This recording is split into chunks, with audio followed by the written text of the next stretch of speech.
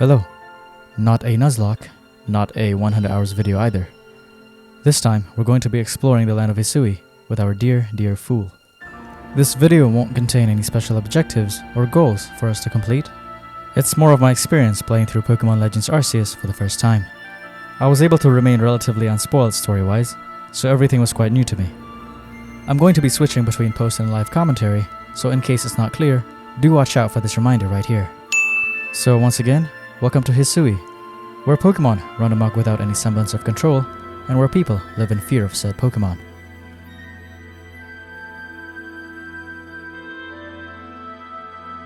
Having been completely blown away by the fact that there was indeed an opening cinematic, we found that this game's setting was actually a typical isekai story, or a transported into a different world type of plot. We were picked up by Arceus-kun out of nowhere, and was sent to the region of Hisui to do its every whim and requests. Also, the fool is back. Oh, there is a cutscene, so it's not like BDSP. I was about to go with Hisui and fool, but that was gonna be a bit too long. Are we going to be Isekai-ed over to Hisui? Are we gonna get run over by a truck and get reincarnated over at Hisui? Because that would be hilarious.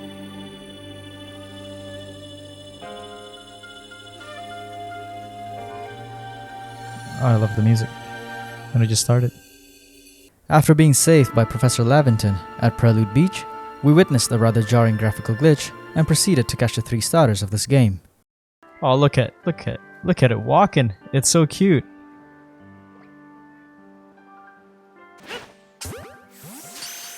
Headshot. I don't think you can fail this, though.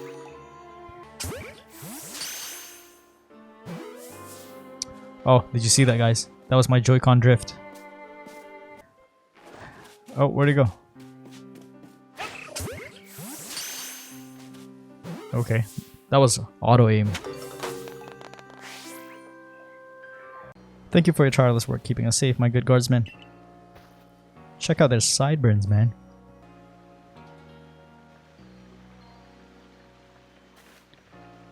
This guy looks 5 and 80 at the same time.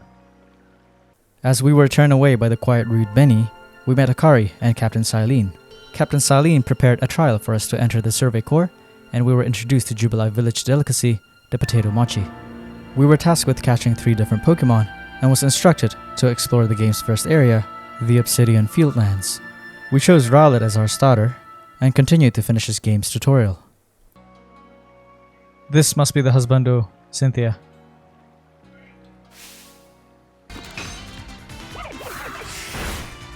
I can get hit by moves, that's awesome. Hit me, thank you. I'm good. I've tasted pain and I don't like it.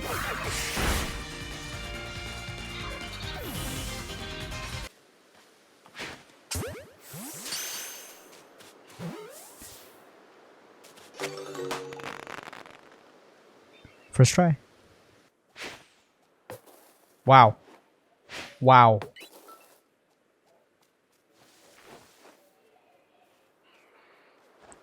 That was horrible.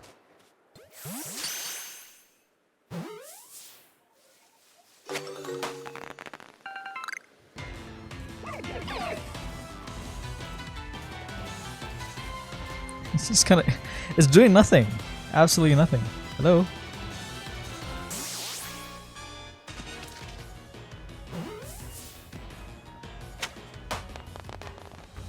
We successfully completed Captain Silene's trial and obtained the Survey Corps uniform.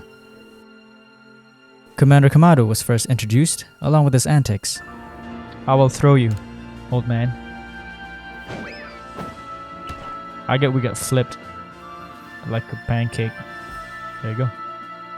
We went through a good chunk of time just finishing the tutorial after that, including learning how to craft with Akari. It all seemed pretty straightforward, but we still needed to get used to the controls. What? Hello? I need to get used to switching, man.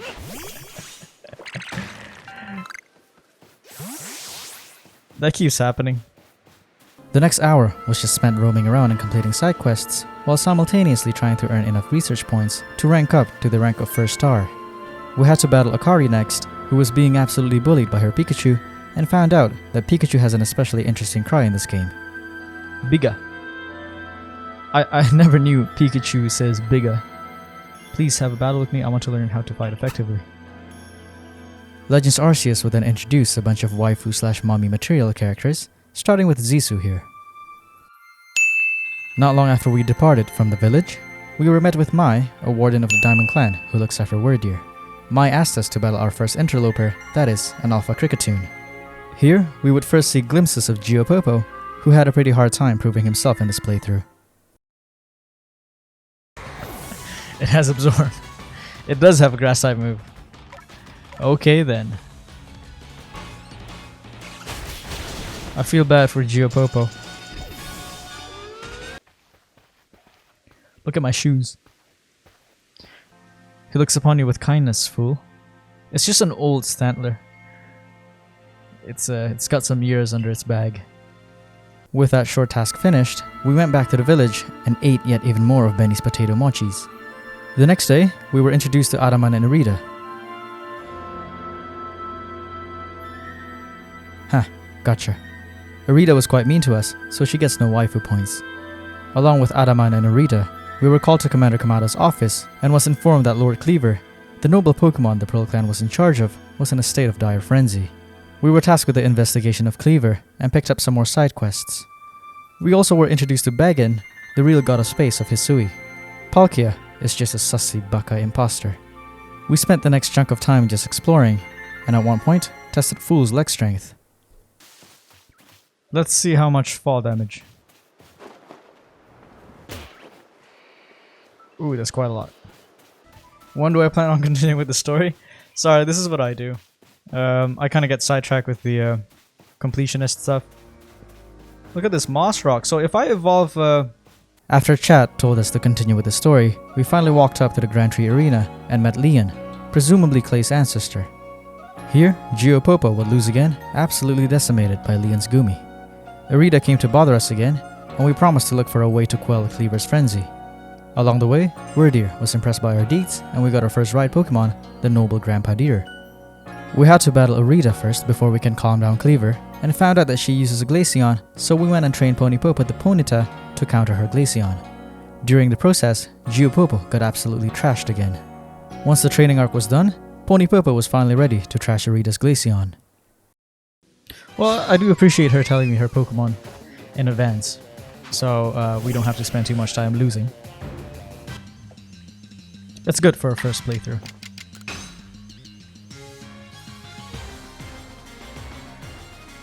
Excuse me? Ponypopo, come on. Come on. Are you serious?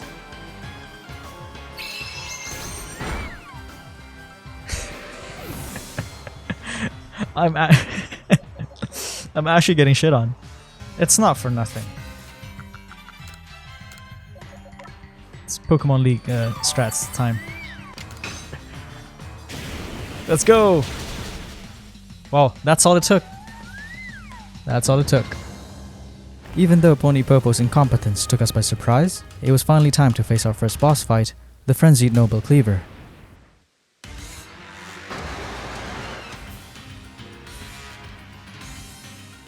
Alright, let's see your moveset.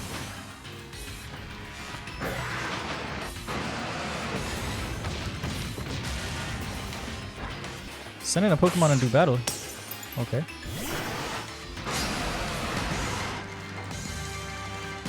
Damn, Buipoop was gonna die.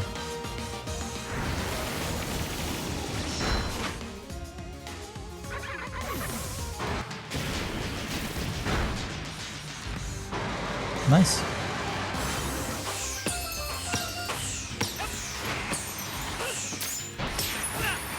What?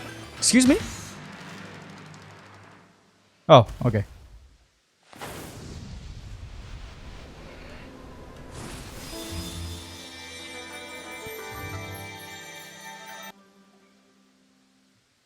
Hell yeah. Look chat, I 100% hit Sekiro, so I got this. With that, we were able to beat the Frenzy Cleaver, and Leon thanked us for the efforts. After a brief moment with Volo, we offered our soul again to the god of space, Bagan. Upon exiting the Galaxy Hall, we had a brief encounter with Arezu. Before going to see what she had to say, we had another outing at Obsidian Fieldlands and caught an Alpha Scyther after much trouble.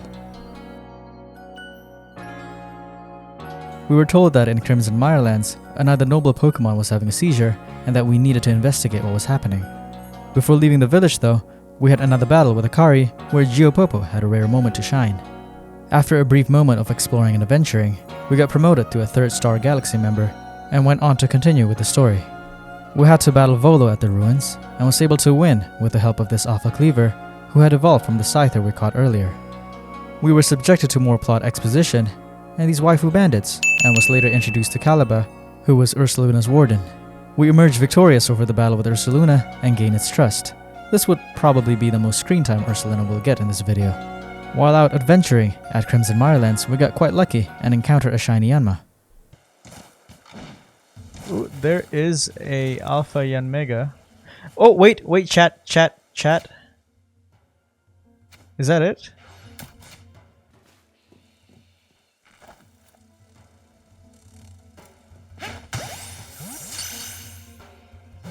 Please.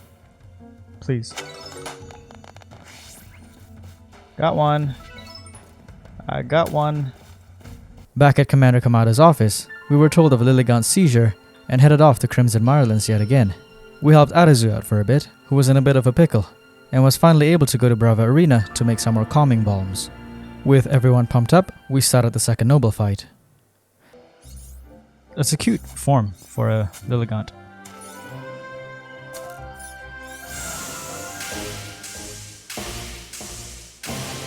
That's cute. The music is nice. Let's see. Whoa, multiple attacks. Send Pokemon do battle? Sure, Monferno, why not? Monkey Popo, let's go.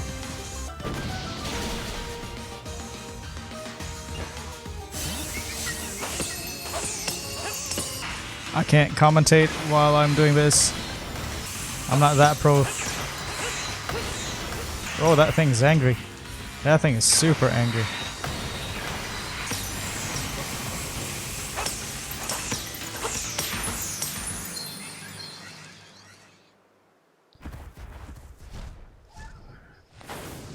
I don't know, chat. I feel like I can't lose to any of these boss battles.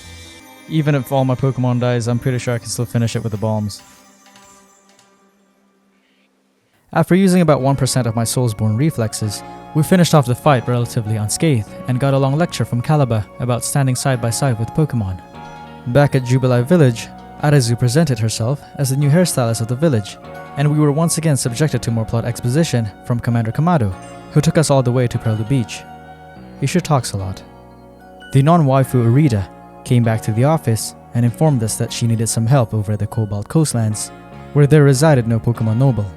We were to investigate some reports about some shadowy people on Firespit Island, the area's former noble arena. Upon arriving in the Cobalt Coastlands, we emerged victorious from a battle with Arita with Monkey Popo, the Infernape. At this point in the game, Arita was starting to warm up in character, possibly earning a slot in the waifu count. Just kidding. After some off-stream grinding, we finally made our way to the objective, where we were able to progress with the story. If you were to guess, which of these Growlithe would you say is the previous Lord's child? I feel like this is a trick question. You say child, we assume it's a small one, but it might be the big one. I'm sure the game wants me to choose a small one. I'm also not sure why I'm thinking too much about it, but... What? My thought process. The heart beats though. Could you get a grip? We completed Iskan's quest to ride Basco Legion and was met with the game's comedic relief as well. We were to head to Firespit Island immediately, but we of course got sidetracked again. Oh, look at that quillfish, it's so angry. Why are you so angry?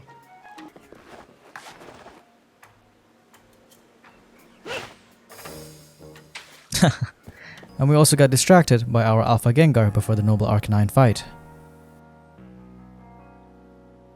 Yo, this thing is pretty big. Give me the Gengar. I will show you what a true Gengar looks like. Oh man. Did I put Energy Ball in? This Rhydon is tiny. I did.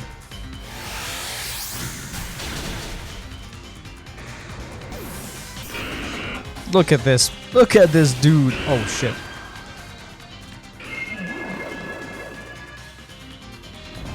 Well, that's not fair. How could this thing be faster than me?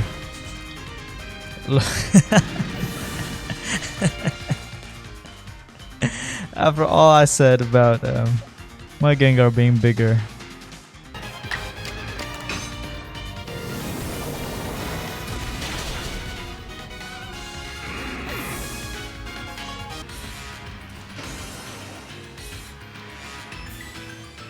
This feels like a classic Monster Hunter Kirin arena. God, we're close. It kind of goes into the lava. Okay, well that's not fair. Don't have much space, man.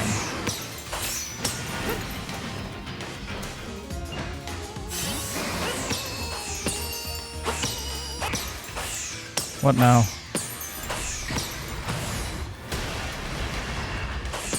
Ooh. What is there? Fire? Can I not go through this fire? Oh, guess not. Should have known. Then I can't reach this guy. I guess I can.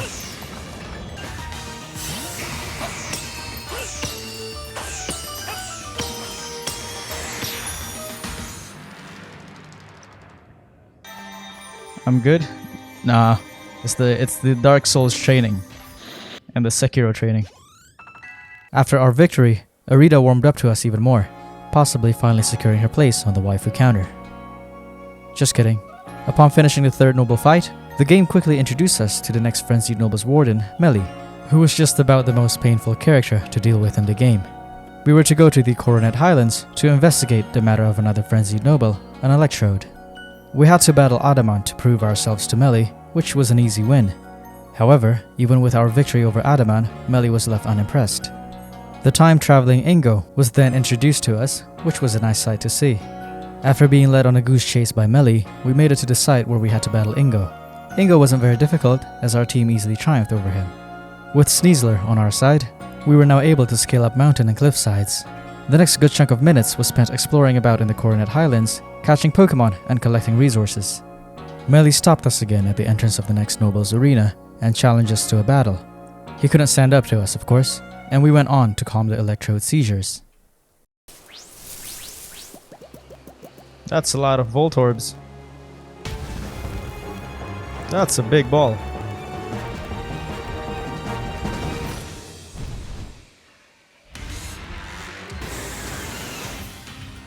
Is Voltorbs self-destructing? Do I throw a bomb at this or just... Oh, so I just run around while throwing the bombs. Okay. Well, this battle is a bit annoying. Oop. I don't like that force field. What is this?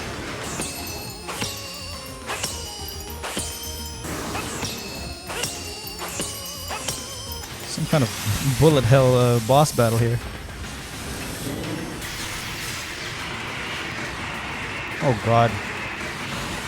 It went so far. How did I miss that?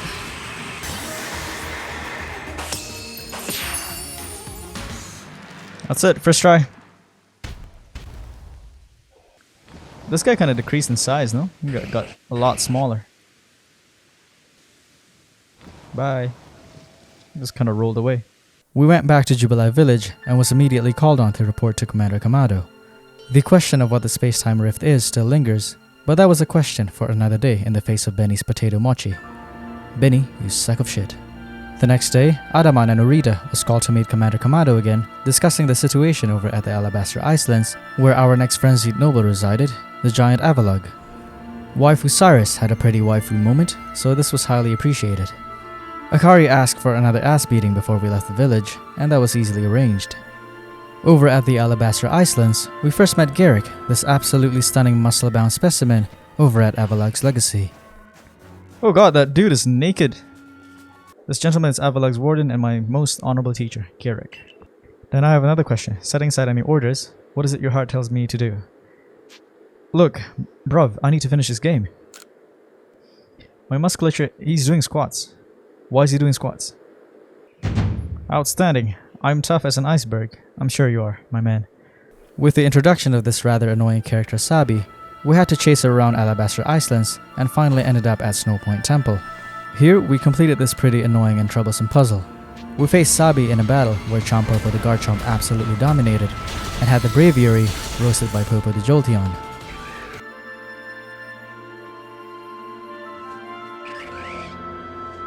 Yes, come join me. We needed some Eternal Ice that was located on top of Avalug's Legacy and flew with Braviary to collect it. Arceus is calling. How did he get here? Did he just get up here by squatting? A tall leap like this can only be managed by highly toned buddies like mine. Teach me, senpai. Oh come on, they could at least animate that. We ran into Volo again on the way to quell Noble Avalug's frenzy and was given some rather handy tips. Garrick made the necessary bombs and we stepped forth to challenge the last frenzied Noble in the next episode of this fool's journey.